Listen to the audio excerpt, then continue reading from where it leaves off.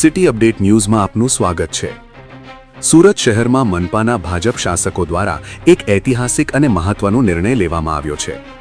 મુગલીસરાય વિસ્તારનું નામ હવે બદલાવીને તાપીપુરા રાખવામાં આવ્યું છે। આ સાથે જ મુગલીસરાય ભવનનું નામ પણ બદલાવીને હવે તાપી ભવન રાખવાનો નિર્ણય લેવામાં આવ્યો છે। આ મહત્વનો નિર્ણય આજે સુરત મહાનગરપાલિકાની છેલ્લી સામાન્ય સભામાં લેવામાં આવ્યો હતો।